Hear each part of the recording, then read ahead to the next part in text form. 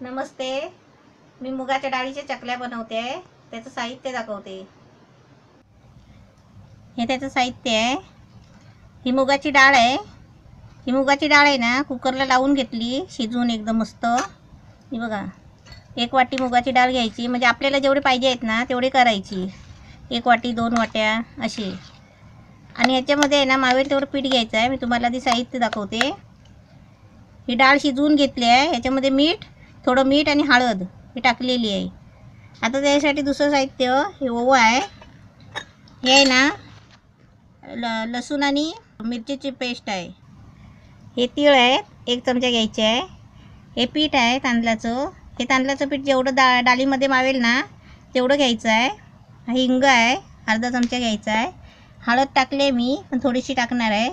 ही साखर कशी टाकली नाही टाकली सारखी. म्हणजे कसं तुम्हाला गोड नको असेल तर नाही टाकायची, आणि गोड पाहिजे असेल तर अशी थोडीशी टाकायची. आणि हे धना जिरा पावडर आहे, म्हणजे थोडीशी टाकायची आहे. हे मीठ आहे.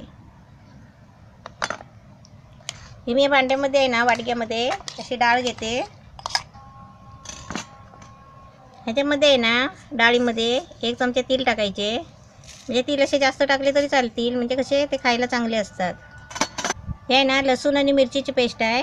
तसा ओवा घ्यायचा, जास्त नाही घ्यायचा, म्हणजे थोडा आहे ना म्हणून. मीठ थोडं टाकलं आहे तर थोडंसं टाकते, म्हणजे चवीपुरता टाकायचा.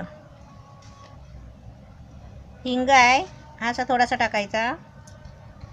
ही धने जिऱ्याची पावडर आहे, ही अशी थोडीशी टाकायची, कारण खूप त्याला वास येतो. ती वाटलेली आहे ना म्हणून. आणि मी सांगितलं ना, तुम्हाला गोड नको असेल तरी नाही टाकायची. म्हणजे समजा गोड कोणाला आवडत नसेल तर नाही टाकायची, आता गोड आवडत असेल तर टाकायची. 1 चमचा घेतली आहे.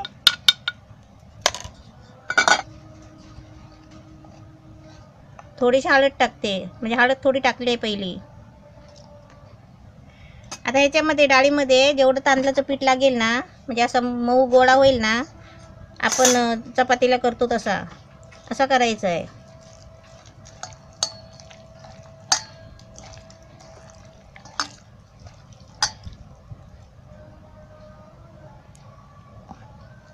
हे असं पीठ आहे ना, डाळीमध्ये जेवढा गोळा होईल तेवढा करायचा, पाणी नाही घालायचं आहे.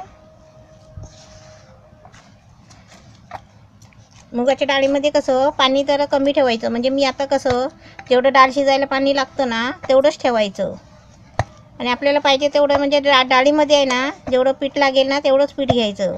आता मी याच्यामध्ये पाणी नाही घेतलं आहे, म्हणजे जेवढं डाळीमध्ये पीठ मुरलं ना तेवढंच घेतलं आहे. तसे 3 गोळे करून घेतले आहे, म्हणजे साच्यामध्ये जाईल ना असे गोळे केले आहेत. साच्यामध्ये आहे ना असं टाकायचं लांब गोळा करून.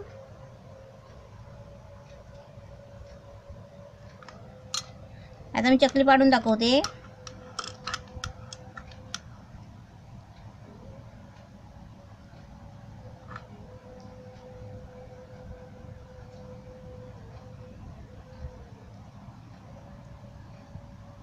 अशा चकल्या पाडायच्या,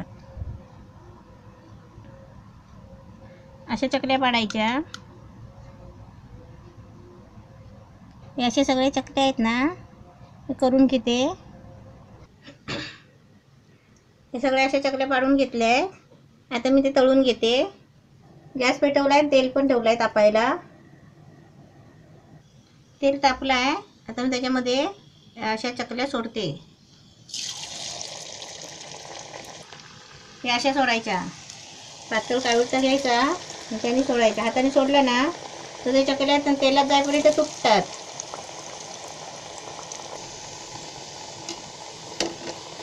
हे ते तेलात टाकल्याबरोबर आहे ना लगेच नाही फिरवायच्या.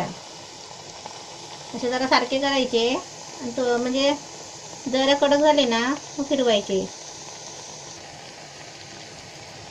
असे जरा हलवून बघायचे, म्हणजे असे वाटले ना आपल्याला कडक झाले मग ते फिरवायचे. हे बघा, मग म्हणजे कसं तुटत नाही.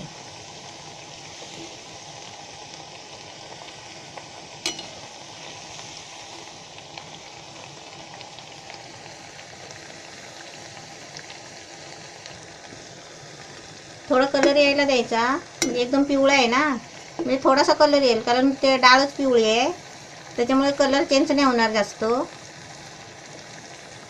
असे चकल्या हे बघा, असे बसले ना चकल्या खाली वर असे पोवत नाहीत. असे थोडे बसले ना मग त्यांचं वजन कसं भारी होतो, म्हणजे भाजून निघतात ते. असे झाले ना जरा जरा असे बुडबुडे यायला लागले मग ते आपण असे काढायचे एकत्र करून.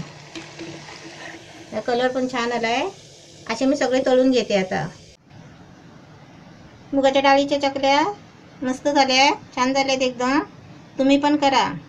आणि तुम्हाला गोड नको असेल ना तर साखर नका टाकू, असंच पण करू शकता.